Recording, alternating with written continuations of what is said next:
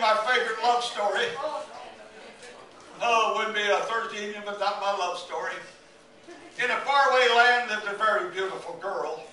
She was so beautiful, all the other girls in town were jealous of her. So they made her sleep in the cellar and sweep the cinders out of the fireplace. And they called her Renda Cellar. She lived in this big house with her muggly other and her two sad blisters. And there also lived in the same countryside a very handsome Hips. And one day he decided to throw a bountiful ball, and he invited all the people for reels and reels around, especially all the pitch people. Well, 3 invitations came to Renda Cellar's house. There was one for her muggly other, one each for her two sad blisters, but there wasn't any for Renda Cellar. She didn't get invited to the bountiful ball because she didn't have anything to wear but some riggedy dags. So after they left for the bountiful ball, poor Renda Cellar, she just sat right down on the floor. And she was a kitten there crying, when all of a sudden who would appear in front of her but Gary, her mud father.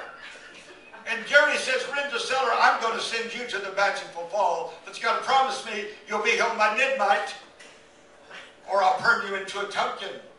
Well, she certainly won't be turned into a pumpkin, so she promised to be home by midnight. And suddenly there was in front of her a sig roach, hold by hex-like sources. She ran and jumped on board, and off she went to the bountiful ball.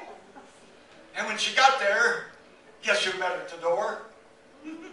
The Prancing Hens. He'd been watching her from behind a wooden window. Well, they met there on the floor, and they started to do what no Baptist would ever do. They started to dance. And they danced, and they danced, and they danced. And after a while, they lell in love. And they had no sooner lell in love until the clock struck midnight. And Renda Cellar remembered. She stretched down the nares. And when she bleached the rotom, she slopped her tripper. Well, the next morning, the Prancing Hens went through all the countryside looking for that beautiful Renda Cellar. And he couldn't find her. And finally, he came to her house. And he tried it on her muggly other. But it didn't did. He tried it on each of her two sad blisters. And it didn't did. So after a while, he tried it on Renda Cellar. And it did. And after a while, they were married. And they lived happily ever after.